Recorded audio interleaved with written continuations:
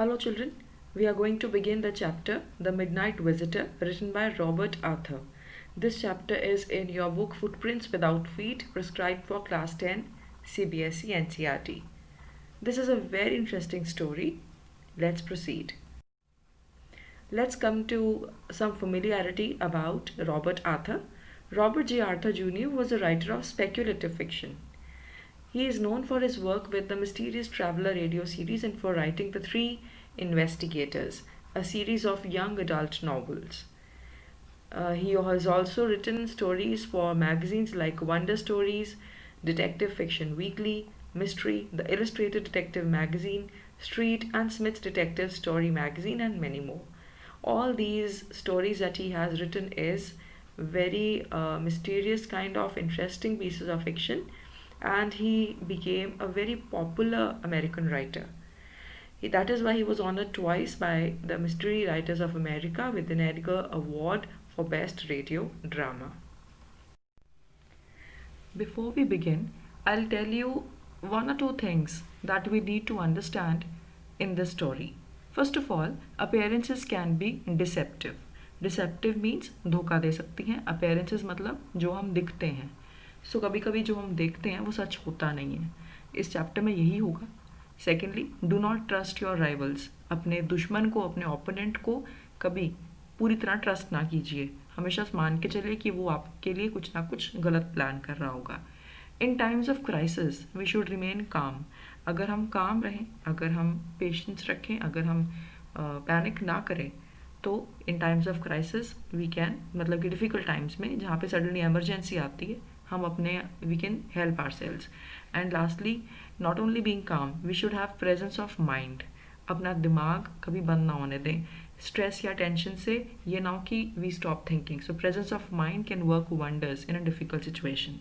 So I have taken four, you can say, words, four, you can say, themes. Appearances can be deceptive. Do not trust your rivals. In times of crisis, we should remain calm. And presence of mind can work wonders in a difficult situation. Let's proceed reading the chapter. Oswald did not fit any description of a secret agent Fowler had ever read. अब यहाँ पे मैं एक pause लेके आपको थोड़ा सा background बताऊंगी. हम the first line we have read is Ossible did not fit any description of a secret agent. Ossible एक सीक्रेट एजेंट था. ये लोग होते हैं स्पाई या डिटेक्टिव्स. लेकिन ऑसिबल किसी डिटेक्टिव के डिस्क्रिप्शन में फिट नहीं होता था. वो बहुत अजीब सा दिखने वाला डिटेक्टिव था. उसको देख के कोई कह नहीं सकता था कि वो डिटेक्टिव हो सकता है. और Fowler, this is a man who is a writer. ये एक लेखक है. He has come to meet Fowler. और उसने डिटेक्टिव्स के बारे में बहुत पढ़ा है. लेकिन पॉसिबल जैसा दिखने वाला उसको समझ नहीं आ रहा था कि ऐसा आदमी डिटेक्टिव हो भी सकता है. So he was quite confuse. अब फाउलर उसको मिलने आया था क्योंकि Fowler wanted to write an interesting story. तो उसे लगा मैं ऑसिबल जैसे किसी डिटेक्टिव को मिल लूँ, I will get some readymade masala for my story. So the very first line मैंने ग्रीन में लिखा है, उसको देखिए. The very first line directs our thoughts towards the mysterious character of Ausable. तो आप राइटर की यहाँ पे स्किल देखिए. रॉबर्ट जे आर्थर ने क्या किया है, फर्स्ट लाइन में ही हमें एक ऐसे मोड पे लाके खड़ा कर दिया कि हम ऑसिबल के बारे में मिस्टीरियस फील करें. अपनी इस नॉर्मल सी स्टोरी को उसने एक मिस्टीरियस एलिमेंट दे दिया, जैसे उसमें कोई राज है. वो ऐसा क्यों है, अभी आगे हम आएंगे देखेंगे. वो वहाँ क्यों रहता है, वो ऐसे रूम में क्यों रहता है, वो रूम वहाँ सबसे टॉप मोस्ट फ्लोर पे क्यों है. तो मिस्ट्री का फर्स्ट पैराग्राफ में राइटर ने he has set a mood of mystery. We reader start thinking like Fowler. और उसने रीडर को सोचने के लिए एक बेस दे दिया फाउलर नाम का, जो कि एक थर्ड पार्टी है जो कि ऑब्जर्व कर रहा है सारा कुछ और वो स्टोरी के अंदर है. तो हम लोग वैसे ही सोचेंगे जैसे फाउलर सोच रहा होगा, ताकि हम इसके ज़्यादा बाहर ना सोच पाएँ. तो राइटर ने पहले एक ऐसा कैरेक्टर तैयार कर दिया जिसके ऊपर बैठ के रीडर सोचे कि हाँ अच्छा, हाँ मुझे भी ऐसे लग रहा है जैसा फाउलर को लग रहा है. तो राइटर पूरी तरह से हमें वही सोचने पे मजबूर कर रहा है जो वो चाहता है. This is the important thing here. This is brilliant excellence of the writer. हमें ये भी देखना जब हम लिटरेचर पढ़ते हैं कि राइटर ने किस एंगल से लिखा है, ताकि कल को जब हमने भी स्टोरीज लिखनी है हम भी ये ट्रिक्स यूज़ कर सकते हैं अपनी स्टोरी राइटिंग के क्वेश्चन में. So now I'll proceed. So we readers start thinking like Fowler. And till the end we are surprised and spellbound, और हम कुछ बोल ही नहीं पाते पर हम सोच बहुत कुछ रहे होते हैं कि हो क्या रहा है चैप्टर में। ये सब क्यों हो सका? फाउलर कैरेक्टर की वजह से। फाउलर का कोई रोल नहीं है स्टोरी में, लेकिन वो हमारी तरह, एक रीडर की तरह, एक ऑब्जर्वर की तरह स्टोरी के अंदर ही घूम रहा है। उससे हम ज़्यादा रिलेट कर पा रहे हैं, पूरी स्टोरी को हम फील कर पा रहे हैं। He was unable to understand what's happening. So now I'll proceed my story. So I'll read the sentence again. Oswald did not fit any description of a secret agent Fowler had ever read about. Following him down the musty corridor of a gloomy French hotel where Oswald had a room, Fowler felt let down. Fowler निराश था, let down feel कर रहा था। क्यों? वो he was walking behind Oswald, और ऑसिबल कहाँ जा रहा था? एक लंबे से कॉरिडोर में, मस्टी स्मेल आ रही थी वहाँ पे, क्या लो रस्ट की या मे बी फंगस की, मतलब बंद सा, जैसे वो कमरे, वो कॉरिडोर्स कभी यूज़ ही नहीं होते थे। एक गंदा सा कॉरिडोर था, ग्लूमी, उदास सा, बुझा सा दिखने वाला फ्रेंच होटल, एक होटल जो कि फ्रांस में है। अभी जो फ्रेंच लोग होते हैं ये अपनी लैंग्वेज के लिए बड़े पर्टिकुलर होते हैं। इनको फ्रेंच बोलने वाला बंदा टिपिकली फ्रेंच बोलने वाले बंदे जैसा ही चाहिए होता है। This discussion will come later. So France के एक होटल में, विच वॉज बड़ा सैड लुकिंग, बड़ा ग्लूमी मतलब सैड सा, उदास सा, वहाँ चलता फिरता कोई रौनक नहीं थी, ऐसे होटल में था। देन वहाँ पे उसका ऑसिबल का रूम था। तो ऑसिबल अपने रूम में जा रहा है कॉरिडोर में, और पीछे, कॉरिडोर मतलब कि उसके रास्ते में, और पीछे उसके फाउलर है। फाउलर फेल्ट लेट डाउन, वो तो पहले ही उदास था, ही वॉज सो डिसअपॉइंटेड, वो निराश था। It was a small room on the 6th and top floor, point to be noted. It was a small room, number 1, detective के लिए छोटा सा room, 6th and top floor, इतनी दूर, scarcely a setting for romantic adventure.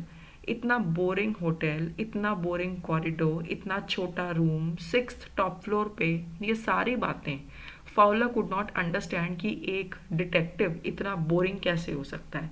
तो इसमें उसको कुछ भी एडवेंचर, इंटरेस्टिंग फीलिंग्स या एक्साइटमेंट वाला नहीं नजर आ रहा था। उसे लगा मैंने गलती करी ऑसिबल को आके मिलने में। ऊपर से Ausable was for one thing fat, very fat.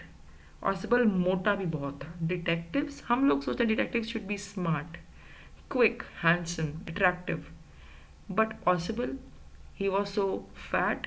And then there was his accent, बोलता भी अजीब सा था। ये लोग फ्रांस में रहते हैं बट उसकी फ्रेंच ही प्रॉपर नहीं थी, तो वो लोग उसको तो साफ बोलना भी नहीं आता था, ये लोग ऐसे सोचते हैं। He spoke French and German possibly, बस ठीक ठाक, पासिबली मतलब ठीक ठाक, ऑर्डिनरी फ्रेंच एंड जर्मन बोलता था। He had never all together lost the American accent, उसकी जर्मन और फ्रेंच में अमेरिकन एक्सेंट आता था, और ये लोग इस चीज़ को, दूसरी एक्सेंट्स को बीच में डालना अच्छा नहीं समझते। This accent that he had brought to Paris, Paris France में, फ्रॉम बॉस्टन 20 ईयर्स अगो, 20 साल से he was living amongst French people. He was able to speak French and German passably, but with an American accent, and he could not do away with that accent. अभी तक वो accent गया नहीं था। तो ना तो वो बोलता साफ है, मोटा भी है, ऊपर से गंदे से होटल में रह रहा है जहाँ पे एक बड़ा बोरिंग सा एटमोसफेयर है। How can he be an interesting spy? This is what Fowler is thinking, और हम भी अब तक यही सोच रहे हैं। You are disappointed, Ausable said wheezily over his shoulder. अब चलते चलते मोटे लोगों को सांस चढ़ जाता है, और जब वो when they walk and they are short of breath, इसको बोलते हैं सांस चढ़ना, मतलब शॉर्ट ऑफ ब्रेथ। अगर उस time if they have to speak, तो वो काफ़ी सांस भर के, बड़ा एयरी सा उनके वर्ड्स होते हैं, इसको बोलते हैं वीजिली, मतलब he spoke very tiredly, he spoke with a lot of air in his words. अब पॉसिबल लगता तो है कि बड़ा बेवकूफ़ सा सीक्रेट एजेंट होगा, बोलता है फाउलर के बारे में दैट यू आर डिसअपॉइंटेड। उसको समझ आ रहा है कि फाउलर डिसअपॉइंटेड है, निराश है। You were told that I was a secret agent, a spy dealing in espionage and danger. He says, तुम्हें तो लगता होगा कि मैं एक ऐसा सीक्रेट एजेंट हूँ जो कि स्पाई वाला काम करेगा, जासूसियों वाला इंटरेस्टिंग सा काम करेगा, और खतरनाक, dangerous. You wish to meet me because you are a writer, young and romantic. You envisioned मतलब visualized. अब फॉलर घर से सोच के आया था कि उसको देखने को मिलेगा in the company of possible, वो देखेगा mysterious figures in the night, कि अजीब अजीब से लोग, किसी के फेस पे मास्क है, किसी के हाथ में कोई मैसेज है, कोई छुप रहा है, कोई कुछ बोल रहा है, कोई टेक्स्ट मैसेज कर रहा है, कोई कुछ ऐसा, मतलब सब कुछ मिस्टीरियस था। राज भरा। द क्रैक ऑफ पिस्टल्स, कि पिस्टल्स भी चलेंगी, वाइन में ड्रग्स होंगे, वाइन में नशा वगैरह कोई मिला के, कुछ इस तरह का मिस्टीरियस सा हो रहा होगा. Instead, you have spent a dull evening in a French music hall with a sloppy fat man who, instead of having messages slipped into his hand by dark eyed beauties, gets only a prosaic telephone call making an appointment in his room. तो वो कहता है ये कुछ भी नहीं हुआ. And what did you get? अब you can mark these points in your books, children. First of all, what has Fowler got till now?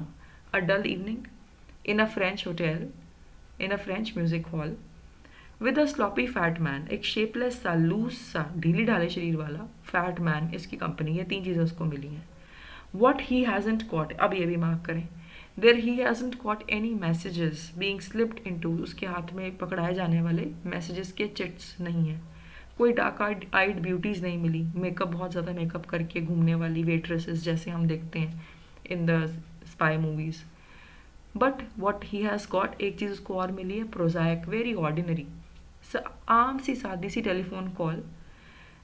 और इस टेलीफोन कॉल में क्या था, you have to note this point, एक appointment in his room की. अब appointment मतलब उसके रूम में कोई मिलने आ रहा था. This is why they both were walking towards Ausable's room from the French music hall. ये म्यूजिक हॉल होटल्स में ही होता है, तो मे बी कहीं ग्राउंड फ्लोर पे there was this music hall.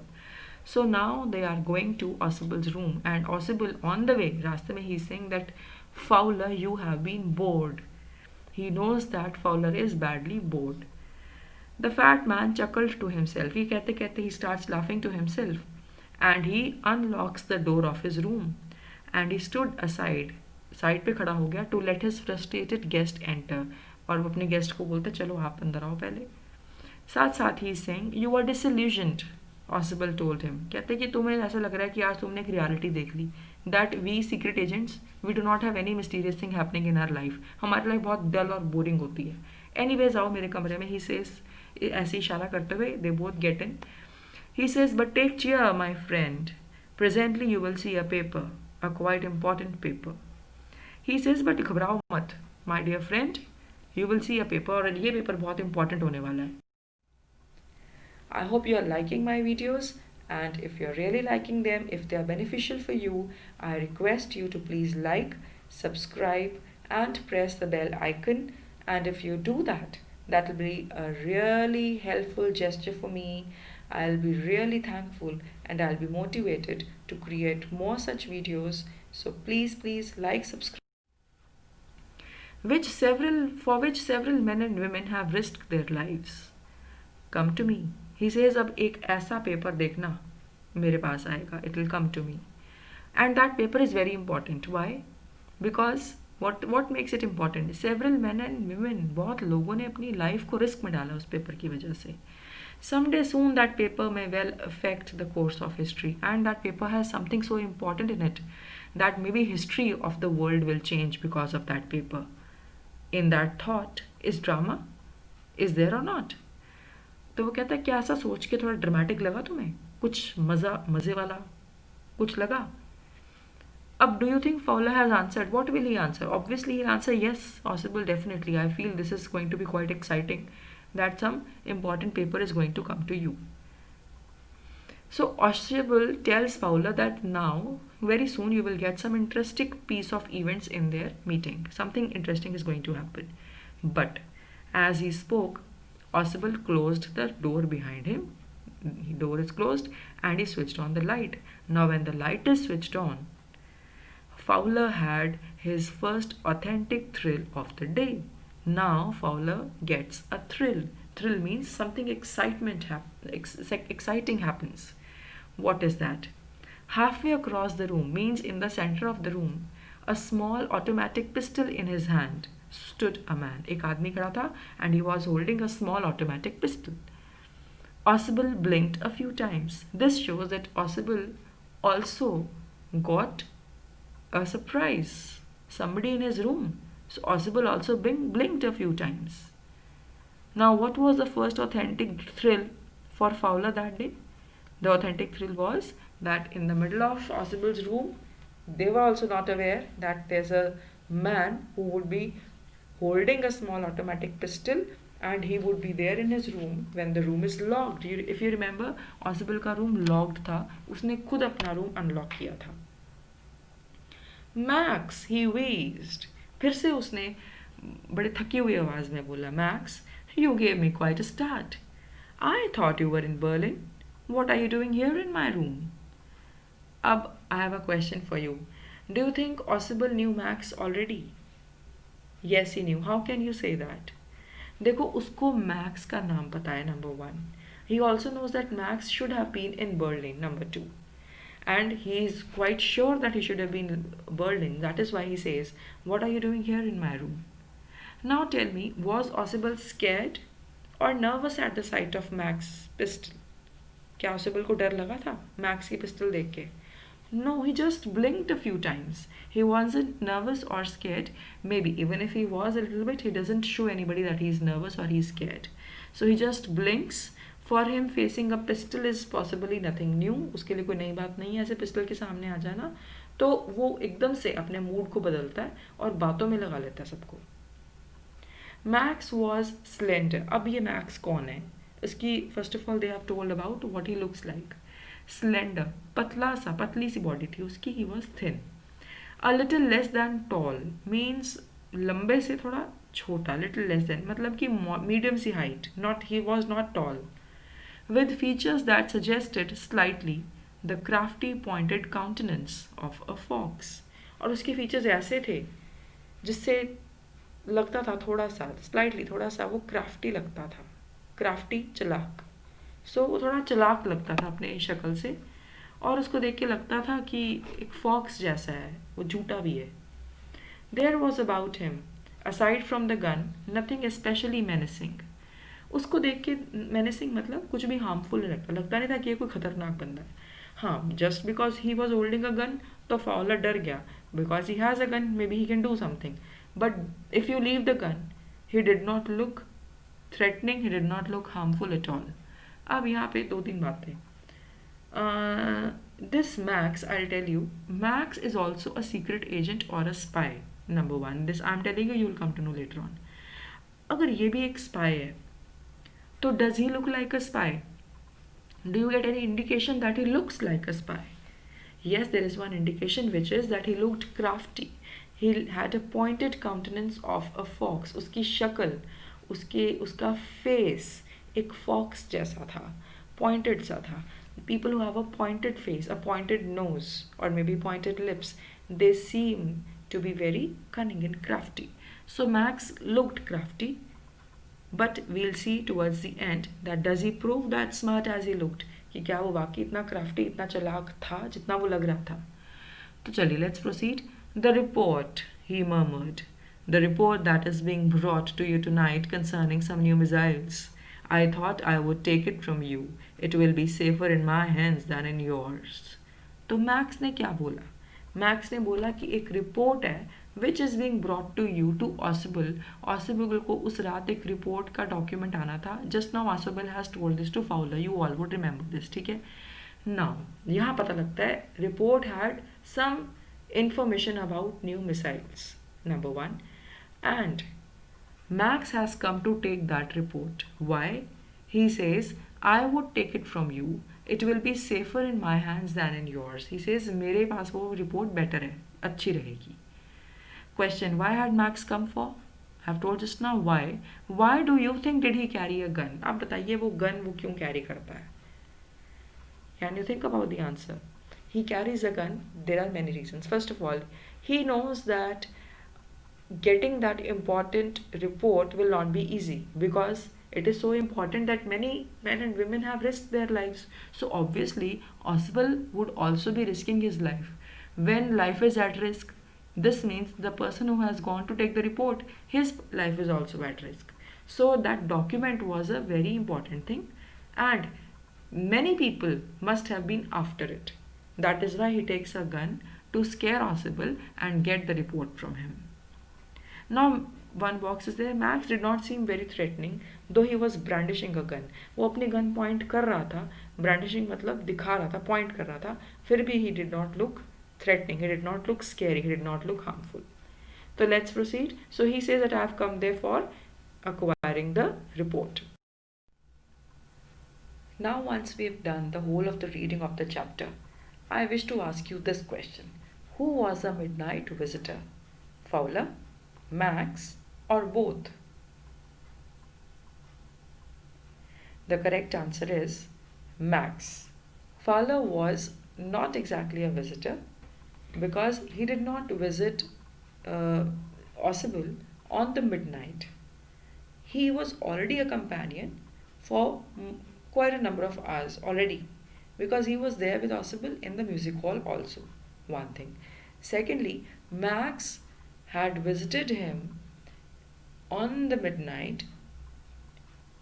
Also, there's a clue about the point 12:30 and 12:31.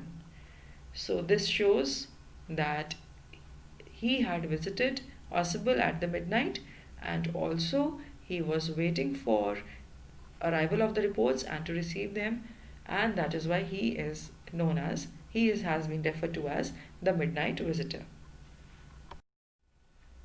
Here I am going to end the first phase of this chapter. I have given you 3 questions. Try to answer them. Why had Fowler come to meet Ossible?